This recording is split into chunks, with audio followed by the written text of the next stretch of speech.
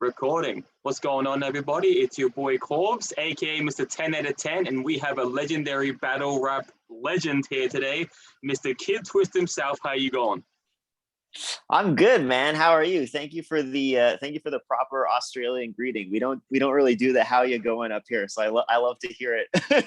Yeah. I mean, I'm just used to it down here, saying it Yeah, every day. So, so how's things going that's over there awesome. for you?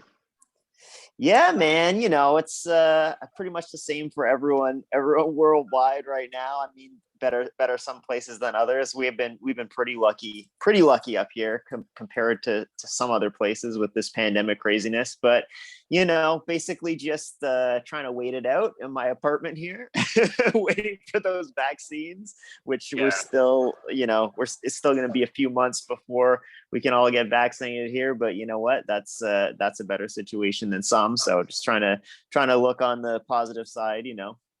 Yeah, we're all trying to do what we have to survive, as you said. So, yeah. Yeah, Well, exactly. yeah. As I said before, I'm very grateful to have you on, and yeah, I'm excited to get into these questions because I've been listening to you or watching you since I was like 14. I'm 27 now, so That's wild, man. I mean, it's crazy to think because for me, I've been doing it for most of my life as well at this point. But it's just funny how you don't always equate that to like, oh, that's like a long time for other people too. Like people have been through a lot over the years that they've been watching my battles. So yeah, it's always kind of a crazy sensation to know that. yeah. Well, all right. So the first thing I want to ask you, what was the early years of Kid Twist like for you? Growing up, what was it like? I mean, honestly, man, I have to say that one of the reasons why I think battle rap worked out so well for me is because I have a very uninteresting backstory. so when I was trying to like make music in the days before battling, it was just like my songs sucked because I just had nothing to talk about. You know what I mean? Just like very generic white middle class Canadian childhood, not rich, not really struggling, good parents, one sister, typical 4-person nuclear family. Yeah, really, really nothing to write home about. Good life in Toronto. I'm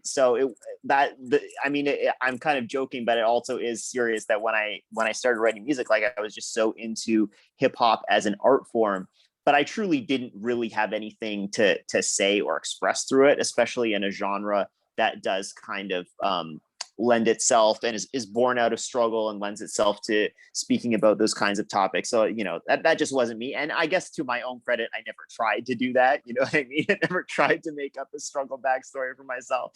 But when I found battle rap, it was really like, oh, okay, I'm talking about the guy in front of me. I have a topic to discuss now, so I can really put my interest in rap and what I like to think of as my way with words to some good use here.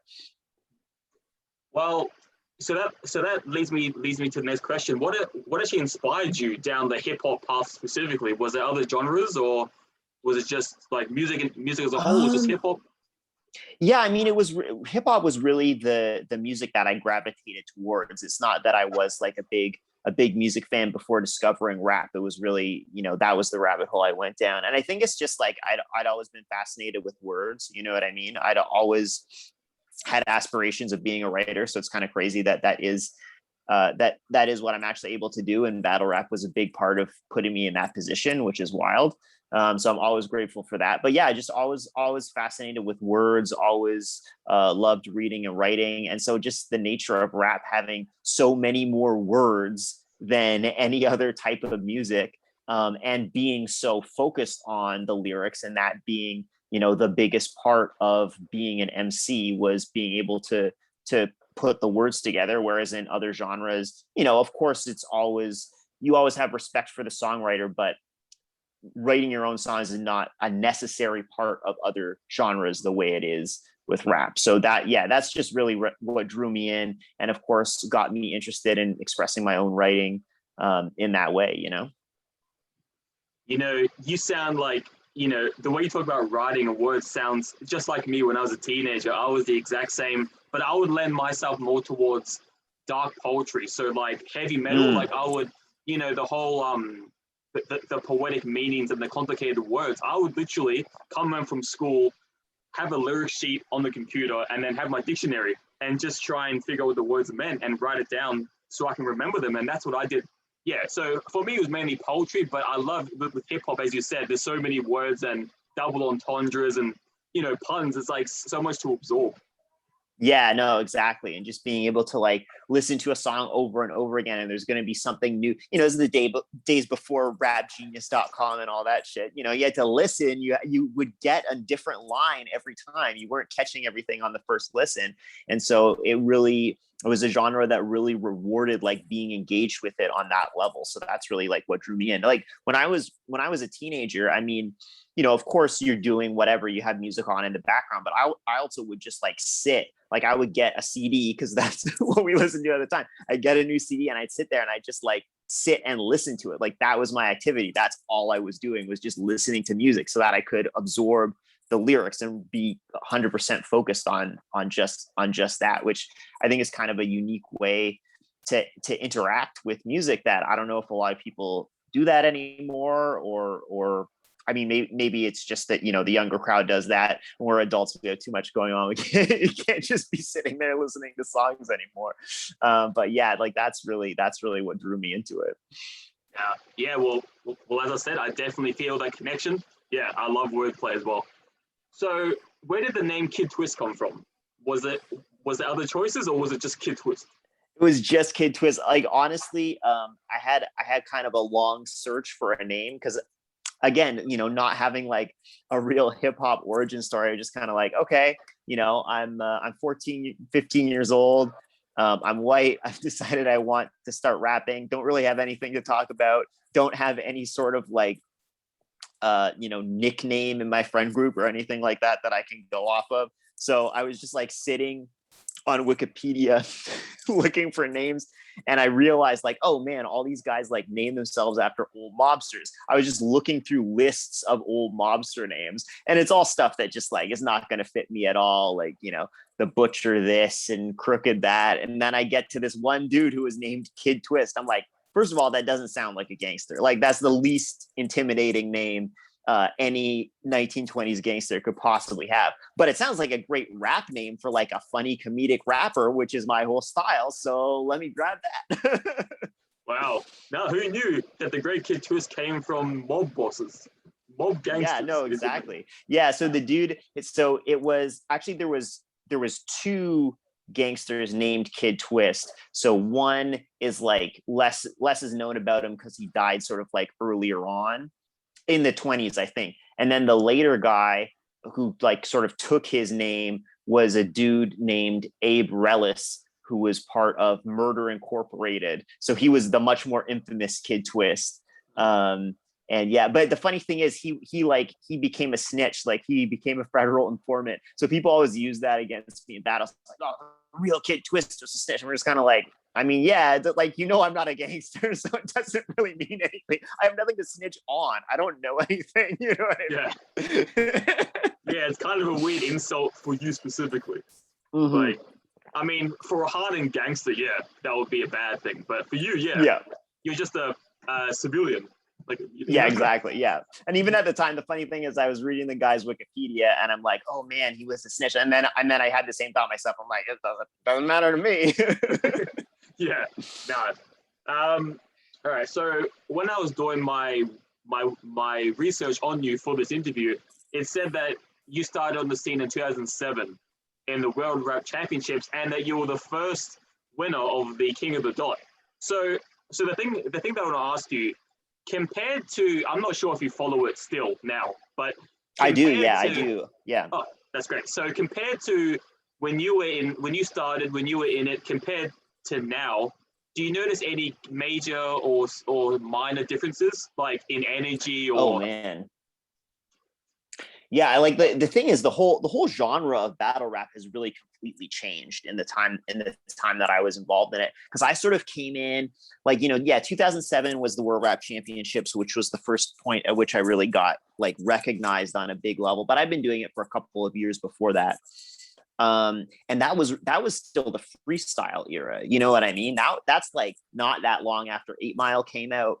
So it was still sort of like a lot of the tournaments were on stages, you have microphones, there was beats, and you really like you had no idea who you were battling. It was like 30 seconds beforehand. It's like Kid Twist versus this guy. And then you're like quickly looking at this guy, like as the host is announcing you, trying to like, you know, sum up things about him in your head and quickly come up with some lines on the spot. And then it's like, and go. And you like, maybe you had 2 lines and you just have to rap and you're freestyling it out and you're trying to maybe work in something you thought of beforehand.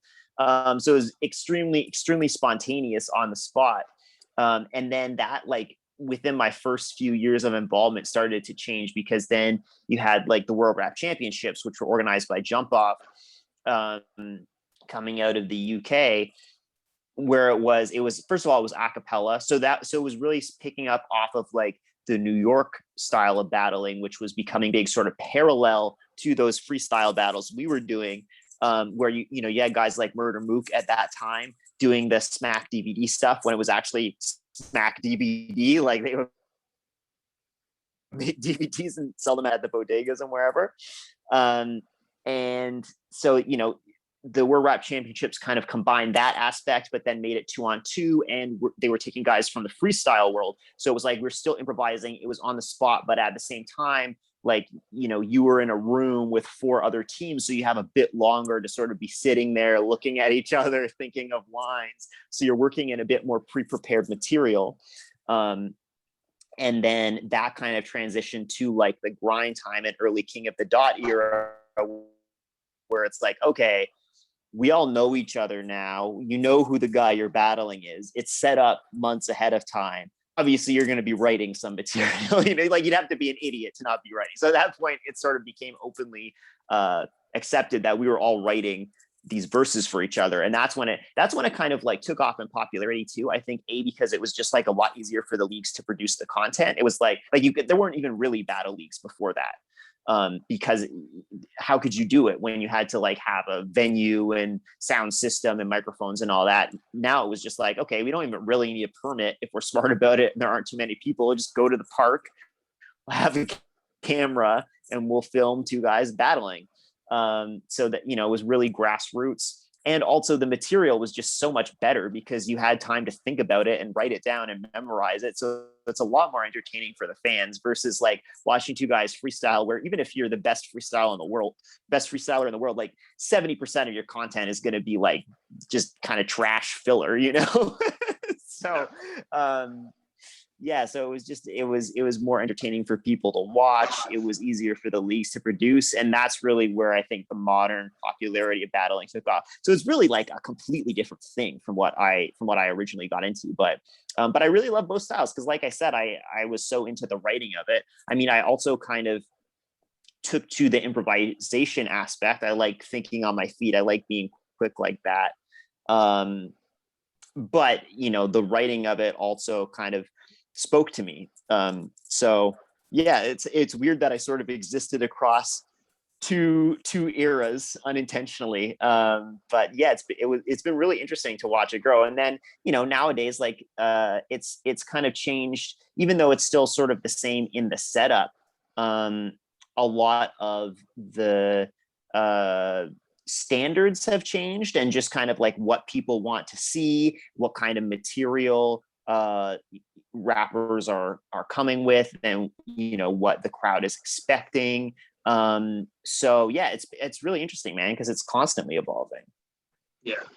Well, a question. So it's interesting because, see, on my Facebook, I follow a bunch of hip hop stuff, and a lot of times will be the newest battle rap, the latest battle rap people whose names I really don't know.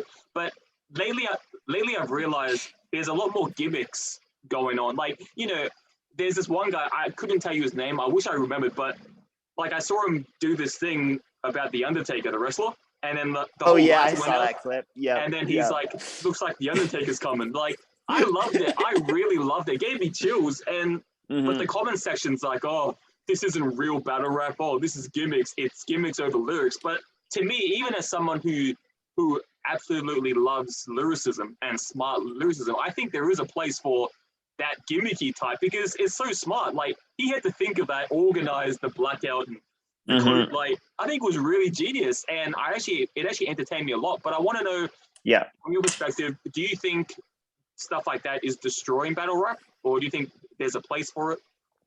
Yeah, I mean, my personal perspective. I mean, look, I'm certainly not an arbiter of what is and is not authentic in battle rap culture. So, I definitely don't have like an authoritative opinion on this. But my own personal opinion is that, yeah, of course, there's a place for it.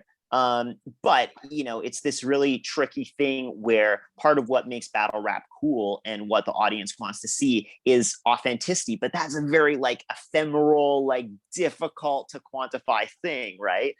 So I mean, I think a great example is Loaded Lux and Hollow the Dawn when they did their 2-on-2. And I mean, just to not to pat myself on the back too much, but just to drop in here, they became a team because in the movie I wrote, Bodied, we made them a team. So and I can't take credit for that idea. It was Joseph Kahn, the director, who's a huge battle rap fan, had the genius idea of like putting together the two best guys on the planet, in my opinion, and making them a 2-on-2 team in the movie, which I think worked out super well. And the thing is, they didn't have really that, like, of course they knew each other, but they didn't have that rapport before they started working together for the movie, and then they really like found their groove working on it and became a 2-on-2 team in real life, which is honestly fucking cool.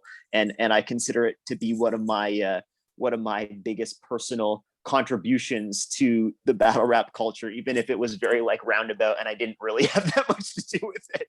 But if you look at what they did in their 2-on-2, like there's a lot of stuff that you could say is gimmicky, quote unquote, but because they work it into their performance, and they they have lines that are directly relating to what they're doing, and they actually make it part of their wordplay and present it with that level of polish. Like nobody said anything like, "Oh, this shit is not battle rap." It's fucking Loaded Lux and Hollow. You know what I mean? So you just have to do it in a certain way where you integrate it with all those other elements of battle rap to kind of back it up. You know what I mean? If it's just the gimmick, then yeah, you're gonna get called out on it. But if you're really clever with it and you can have something that like catches people's attention in a different way, but it's like part of a good all around performance, then that shit's gonna put you over the top for sure. Yeah. No, yeah, well, yeah. Like I said, me personally, I've rewatched that Taker thing like 10 times, and it always gets me like, oh shit, that's great. Yeah. But something I want to go back to. So you said like a few minutes ago how in the early stages you'd have to just look at a person for 30 seconds and then spit something out because it was all freestyle back then. So I want to know, and slightly jump into the movie The Bodied, where the guy has to decide in his battle with Dumbfounded whether he goes super offensive or super normal. So would you say that's how your mind works when you're in a battle rap? Do you ever think, oh, should I take it that far, or should I keep it like sensible? Do you ever have those thoughts? I mean, a little bit. I mean, the thing is, like, that was that was more for dramatic effect in the movie, because realistically, like these days, you kind of have your plan already set when you're going in, right? Although guys like Disaster really do that. They really do. Like Disaster does it, Hollow does it, Shrone does it, where you're making decisions like on the spot. So you have we have more material written than you're ever going to use, but you're making decisions on the spot of like, oh, okay, he said this, so I'm going to use like this whole section I wrote, which is, I mean, that shit's insane to me. I've done like a little bit of that at some points in time, but that's crazy to like mix and match written material on the spot.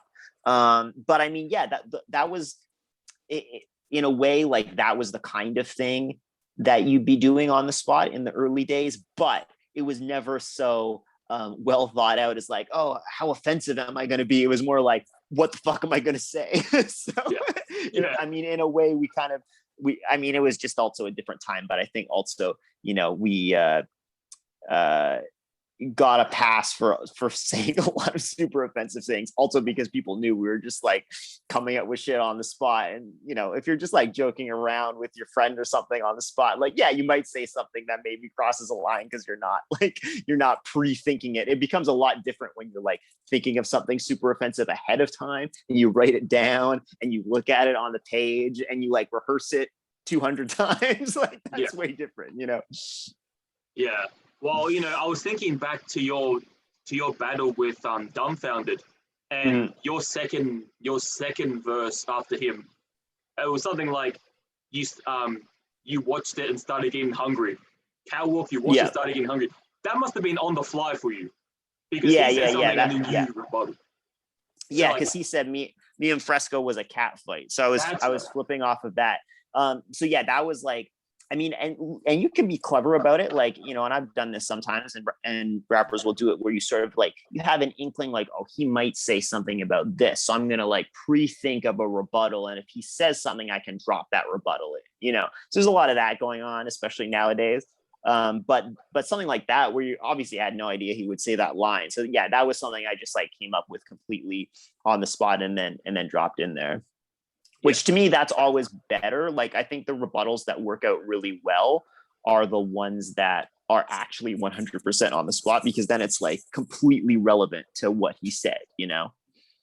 Yeah, I still watch that all the time, that one battle. Like, I think, awesome. And I'm not sure if you're aware, I don't know, but in the comment section, it's very divided over who should have won that.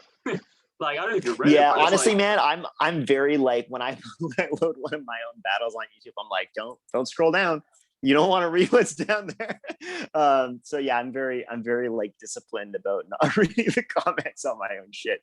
But I imagine that, yeah, look, it was a close battle, It was, even at the time, it was a little bit controversial that I won. But that's always what you want, because you don't want it to be like, if it's just a body, like those are fun to watch sometimes, but they don't have a lot of replay value. So really, as a battler, you want a close battle. Yeah. No, definitely a great one for sure. So another thing that I found out about you is that you graduated from York University with a BA in creative writing, and you're currently working on a novel. So the infamous novel. The infamous novel, yes. So before we get into the novel, yeah, do you have any advice on creative writing that maybe you think writers aren't utilizing enough or overdoing, or is it? Yeah, is there anything from all your years of study that you think writers should do more or less? I wouldn't give any like super specific advice about writing itself, just because so much of it is just your personal outlook and what you want to do with your own writing, and there are audiences out there for everything. But what I would say is I wouldn't do a creative writing degree as an undergraduate degree again, which may just be about the specific program that I took.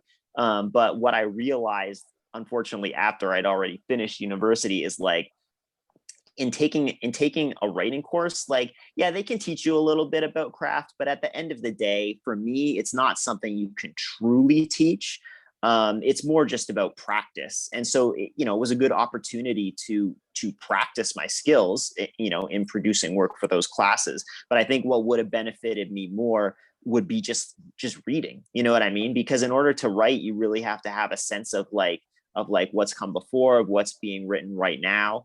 And I went to university. I was just doing these writing workshops. I did some English courses, of course, but not many. So I really didn't have a good sense of just the literary world in general. So I've spent now like the past 10 years since being out of university kind of reading like crazy to try and catch up, I feel like. So I would just say, if you're young and you're looking to get into writing, focus on reading first of all. I mean, a life experience, but you're going to have that regardless. Everyone lives, so you're gonna get that. But you also want to read like as much as possible. So I kind of wish I would have actually just taken like maybe more general English classes in school to get more of an exposure to different styles. Yeah,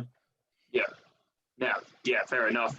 Yeah, like as I mentioned earlier, I love writing, and that's why I started my group. Like, all I have is high school education, year 12 pass for me, but I've always excelled at English. I failed at math, but I'm good at English. Right. Yep. Yeah. So I figured I have all this music knowledge and I have this passion for writing literacy. I was like, why not combine the two? And that's why now I post reviews and stuff. But yeah, it's just, and what has benefited me most is just doing it every day. For me, I write reviews 4 times a week. And, it's in that practice. It's in, thinking what to say, not using the same word too many times, using different words. Like, for someone who's as you are passionate about writing, it's just stuff that just makes you think. You just have to think about the stuff, and it makes you grow as a writer. Yeah, man. No, absolutely. That's what it is. And yeah, like you're saying, I mean, I don't think that that formal education really has to be a huge part of it, like the practice is what helped me more than anything, so that you can do that part on your own, and in a way, I think maybe the best writing comes out of people who aren't too deep into the academic world, because I think a lot of stuff over the past, I don't know, 20 years, maybe 30 years, a lot of it has been, kind of made too academic almost. So I think you have a lot of literary writing being produced. And look, I'm kind of pretentious, you know what I mean? I don't mind some good, like, literary pretension. But when it doesn't really relate back to something real, I personally don't enjoy it. And B, I think just a lot of people can't really relate.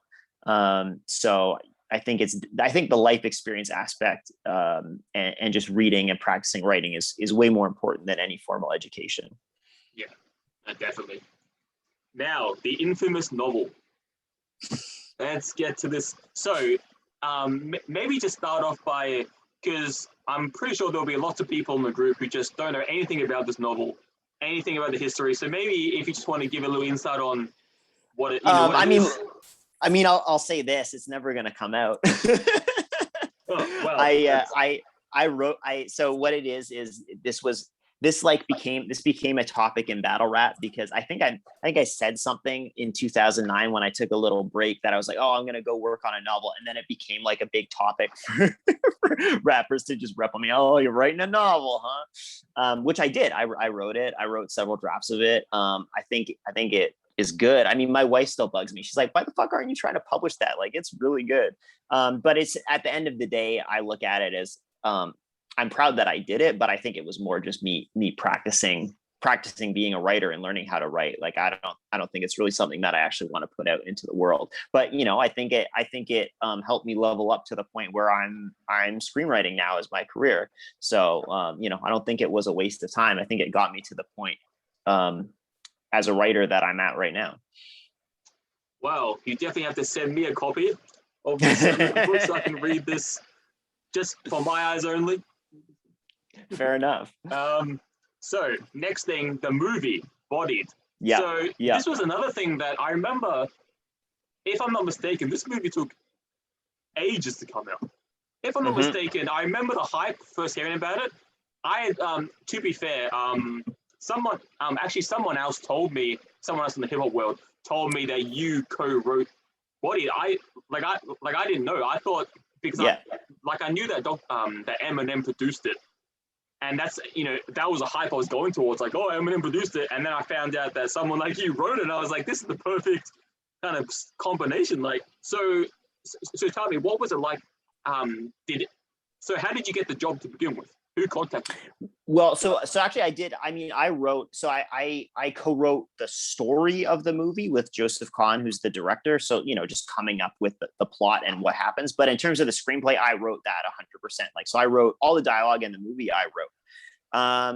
It honestly came about in the craziest way so this is going back to 2015. So I finished the infamous novel. I decided, like, you know what, that was kind of my practice one. I'm not really going to put that out. I started working on some short stories just to, like, explore different styles. So I was kind of like at this place as a writer where I didn't really know what direction I want to go, working a day job, not really sure how I could possibly make this into a career for myself. And then Joseph Kahn, who's just a huge music video director, one of the greatest of all time, also a film director, and also a big battle rap fan. and a fan of mine for a long time, just messaged me on Twitter one day out of the blue. And the message was literally, "Hey, do you write screenplays? Email me." And he gave me his email address. And I was just like, I mean, the thing is, I had taken screenwriting courses in university. So honestly, out of everything I got from my formal education, being able to accurately say like, yeah, I could write a screenplay, was probably the biggest thing I got. But I just emailed them. I was like, yeah, sure. Like 100% I can write a screenplay. Never really done it before, but yeah. And so we just got to talking, just kind of over Skype like this. And he actually he always has a million ideas. So he originally was maybe going to get me to work on a different project, but we just started talking. He was like, "Man, you know what? I've always kind of wanted to make a battle rap movie. Let's just write a battle rap movie." And the original idea was that we would write it together. And so we came up with this whole story, basic plot points of what we wanted to happen. And he's like, "Okay, write a few pages, send them to me, and we'll kind of go back and forth with it." So I wrote like the first maybe 10 pages of the movie and sent it to him. And he's like, "You write the fucking movie. Like, this is great." So that, I mean, obviously that was huge for me to just be like, holy shit, like this guy who just contacted me out of the blue, has such confidence in me that he just like have me write an entire screenplay. And then, I didn't even realize this was the case at first, but he funded the entire thing himself. I didn't know he was going to do it that way when I was writing it, but he just took it and was like, "Yeah, I'm going to make it," and spent, $1 million some odd dollars of his own movie to make the thing.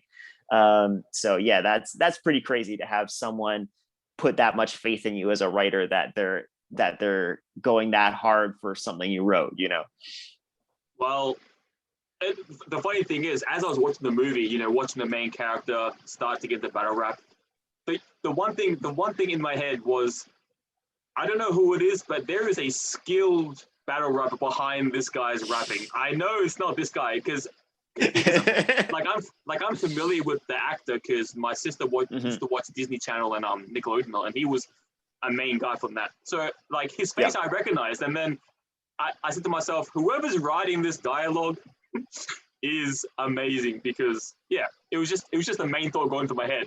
Like, whoever wrote it is very skilled. And well, thank you. Yeah. So that guy was funding the movie. You were writing it. How did Eminem come into all this? So Eminem got involved because Joseph works with him a lot. So he's done a couple of like his biggest videos. He did the Without Me video. He did Love the Way You Lie, like a couple of others. So they have a relationship. They have a good relationship. And so Joseph is just like very clever about this stuff. You know what I mean? He kind of knows how to work it, knows how to like position things. So he just, when we started working on it, he just sort of like very casually reached out to him, and I'm like, "Hey, working on a battle rap movie, just something cool. Maybe it's going to be something you're interested in." Just like, very casual. And then as it's going along, just like, dropping an update here and there. And then when we really started like, going on it, like, okay, for sure, this is going to happen. Then Joseph had a more serious conversation with him. And honestly, I personally don't really know what happened because it's all sort of like shrouded in mystery to me. But it was just sort of like one day, "Hey, Eminem's producing the movie," and I was just like, "Holy shit, okay." Did you ever get to meet him? I didn't. The way I say it is not yet. One day. But I remember they were talking about like this is the kind of thing, like, it's hard to imagine his life with like the level of mega celebrity that he is, because I remember they were talking about bringing him out to the premiere, but the level of security that it would have required just to have him in the building, it just like logistically they just couldn't do it. And it's like, you know what, I sympathize, because like this dude is one of the most famous people on the planet. Like, you for sure need that level of security. So yeah. Well, so the two questions coming out of the movie Body that I'll talk about is, so to me it's really interesting because at the end, the final battle rap scene in the movie Body, where the main character chooses to insult the guy's daughter and her condition. Mm-hmm. And then someone else from the crowd says the same thing, but then because he's not part of the battle, they flip out at him. It's like, oh, how dare you say that about his daughter? But then he was saying it. So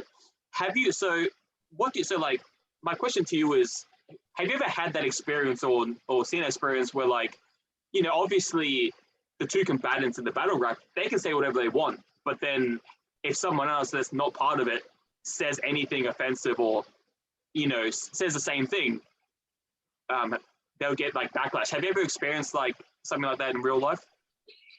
I mean, I can't think of a specific instance of that in particular. So yeah, that one part, that was more just an excuse for us to turn it into a 2-on-2, you know, plot wise. But yeah, but I mean, the thing is, man, it's always a tricky line, you know, because there is that sort of like agreement, like, you know, whatever you say in the ring goes. But it's also like there are lines, like everyone has a different line, you know. If you say a particular thing to a particular person, like it might not just stay rap, you know, and that's also sort of accepted too. So it's you know, it's a tricky thing. But it is, I mean, I think the thing about it, and this is like, to me, this is a big part of what we were trying to do with the story embodied, which, you know, is for other people to judge whether we were successful or not. But to me, the thing that's always struck me about it is, you know, it's very much a culture. It's very much a community. And so, you know, you kind of negotiate that within like a community space. Whereas when there's someone like me or someone like Adam coming in very much as an outsider, like they don't really understand those rules. I mean, I like to think that maybe I personally took the time to understand this a little more than the character in the movie did, but maybe not. You know, so because he's coming in as such an outsider, he thinks he understands it all, but he really doesn't get what's going on under the surface. So he's like crossing all these lines. He's like, what? It's battle rap. It's battle rap. It's like, yeah, but not really. It's real life too. You know what I mean? It's still something that you said. So you can't really sort of like get away with this hand washing excuse. And that's, you know, that's a very typically like white boy thing, you know, to just be like, oh, what? It's comedy. It's battle rap, you know? Yeah. I remember the first time the first time I ever watched a battle rap where I was legitimately worried for the outcome was Pat Stay versus I forgot his name, the guy who looks like Rick Ross. Marv won. Yeah. Yeah. And he was bringing up about the autistic son or brother. And so do you remember, like, I mean, I kind of, the vibe in that room must have been just cold, because dude, it was tense. I was there in person. It was fucking, it like the air fucking got sucked out of the room. It was that discussed beforehand? Like that? No, well, here's the thing, because this is part of the like, you know, behind the scenes of that battle, which became a big contentious issue in like the King of the Dot community. But Marv got tipped off beforehand that Pat was going to take that angle. So when Marv does his first round, where he says something about his brother before Pat ever gets to it, and sort of like takes this like heroic angle to it. So he sort of like diffused Pat's angle a little bit ahead of time, although what Pat said was so shocking that it didn't really get that diffused. You know what I mean? Yeah, so Marv got tipped off, and then Pat was very angry that someone like basically leaked his bars to Marv. So that even added like extra tension to the whole thing. So yeah, it was really probably pretty close to being a physical issue. But the thing is, like honestly, a huge shout out to both those guys. You know, probably two of the best guys I met through battling. You know, they kept it 100% rap. They competed the way they came there to compete, and they kind of settled the issue through that battle, because like I even remember being in VIP the next day with both of them, and they were like joking around with each other the next day. So, you know, it goes to show there can be sort of a positive like release and catharsis through battle rap, where it's like you actually do deal with something through a battle in a real way, and then, you know, and then it is what it is. And I know those two guys are like cool with each other to this day. So yeah. Wow. No, that is cool. And the other question I had is the one thing I've noticed, and maybe I'm wrong, maybe I just haven't looked far enough, but one thing the one trend I seem to notice is when it comes to battle rap, they can't seem to transition to music, like like albums, or it's like an actual artist's career. I don't see too many of these battle rappers make discographies, or aside from a small few, and it's um, are there any artists? Because I've watched tons of interviews of people from the underground or the battle rap scene say, oh, people saying hypothetically, Kendrick Lamar would get eaten alive in the battle rap, or like all these people. Are there any mainstream artists, rappers that you think could hold their own in the battle rap scene? Oh, that's a good question. I mean, first of all, just it's certainly it's true that like not a lot of people have had huge music careers in terms of like crossover mainstream success or something, but that applies to almost everyone. You know what I mean? It's just hard to do, period. So, but there are a lot of guys, especially nowadays, like making really solid music. Like Ilmac is one. Twerk has some great songs. Sue Surf does some really good music. So there are a lot of battle rappers out there, actually putting out great tracks nowadays. I'd love to see all the diss tracks that are going back and forth right now too, like Loaded Lux just dropped a crazy one. But in terms of mainstream artists getting into the ring, I mean, honestly, I think the guys who are popping right now who would potentially do really well is Griselda. Because they have the right sort of like style and approach and like image and demeanor to really do well in the ring. And I know they follow it too, because like Conway had a whole verse on the radio a few years ago where he was like dropping battle rappers' names and like going at them in a kind of friendly, competitive way a little bit. So I know that hunger's there. I'd love to see fucking Conway in the ring. That'd be crazy. I don't anyone who's like super mainstream, I don't know if I put anyone up there. I mean, I'm sure like someone like Kendrick, I'm sure is talented enough to figure it out if you really wanted to do it. But I also feel like there's probably so much respect for the craft of battle rap that someone like that wouldn't even really want to do it just out of like, oh, I know this isn't my lane. I want to let the masters of that do their thing, and I'll stick with what I have mastery of. Yeah, I feel like the two main people I would choose, although one of them is not really that mainstream, but the two that I would choose, number one, I think the one guy I'm always craving to see is Eminem. I think Eminem would do pretty. I think he's a lyricist first, artist second, because he's. Yeah, I mean, and he watches it too, so he'd be up on the trends and everything. Yeah, I reckon. Yeah, because for example, I don't know if you've heard it, the song "Shady XV." That one song. Oh yeah, yeah. That's just, to me, that's like battle rap prowess. He's just spitting raps like. Yeah, nothing but rap. So I reckon he'd be a good competitor. The other one I think would be Black Thought. Oh, dude, yeah, that's actually crazy. And you know who else I forgot, which is wild, because he was my coworker for a while, was Method Man. Like he, first of all, he knows everything. Like when I met him, he was like, this is one of the coolest moments of my life. So I will never forget what he actually said. But I got introduced to him, and he was just like, I'm familiar, trust. I'm like, this is the coolest thing that's ever happened to me. But yeah, so Method Man like really follows battle rap, and would just fucking kill it. So that I put him in there. Yeah, the battle with Matt Hoffa. That's right. He did do that. Yeah, which was crazy. He had, the funniest thing is like he had some of the best Wu-Tang bars. And it's like, it just hits different coming from an actual member of Wu-Tang, Yeah. Leave your features all over the projects like Ghost and Ray. That was nuts. Yeah. To me, it's such an interesting conversation to have, mainstream or artists versus battle rappers. Like if those two worlds ever collided, who would be the ones fighting for the mainstream against the battle? Yeah, it's such an interesting question. All right, so towards the end of this, I just want to know, what's the future look like for you these days? Oh man, so I mean, I'm really not in the battle rap game anymore, but the true reason for that is I've been lucky enough to be able to just have a full-time screenwriting career for the past 2.5 years. So that's really what I'm going hard with now. And that's like satisfying the creative drive for me. So I don't really have a huge desire to get back in the ring right now. And also it's just like, of course I'm trying to go as hard on it as possible and make as much happen as I can. So the big exciting thing right now is there's a show coming out on Netflix called Yasuke, which is an anime. That's Yasuke.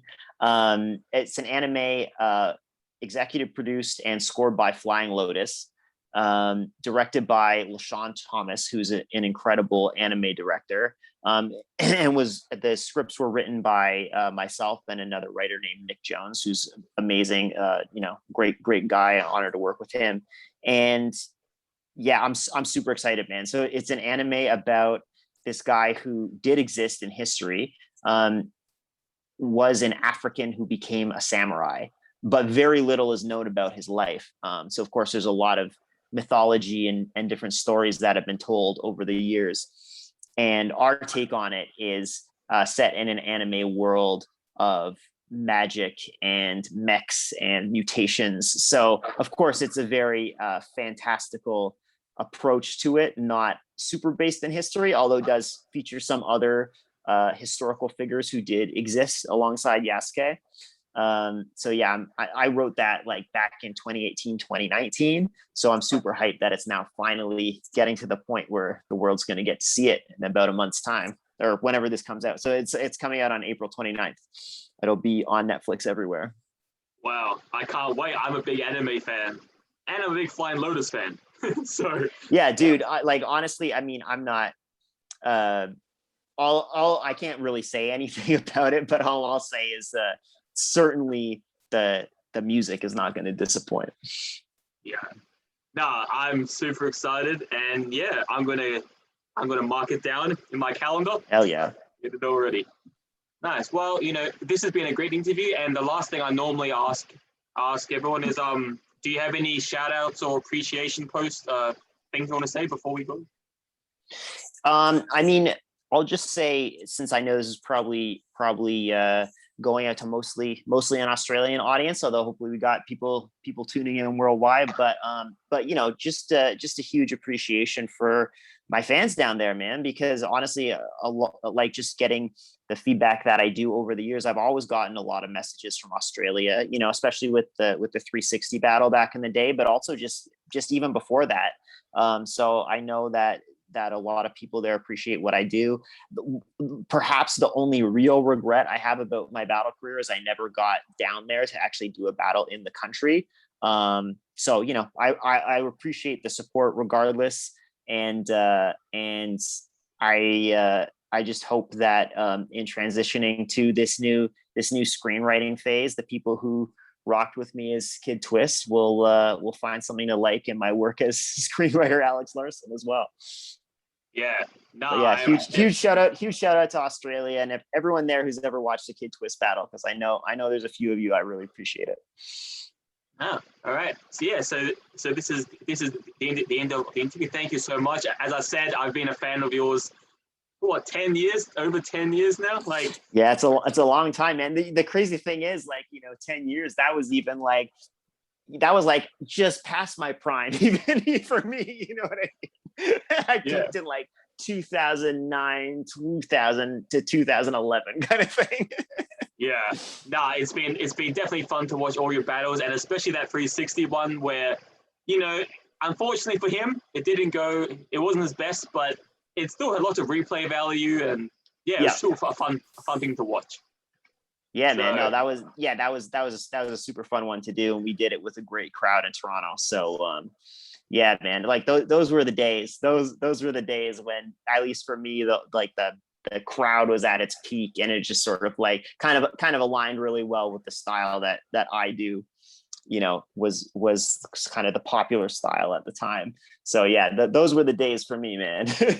Well, hopefully it's a never say never to your battle rap career. Hopefully we can have you one more time, maybe 2 more times. Yeah, man. Look, I'll never say I'm fully retired, because that would just be dumb. I know there's always the itch to come back. So you never know. I'm just on hiatus.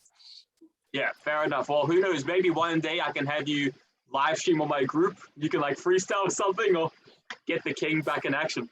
Yeah, we'll see. It'd be a good warm up. Yeah. All right. Thank you again for your time. And yeah, I really appreciate it.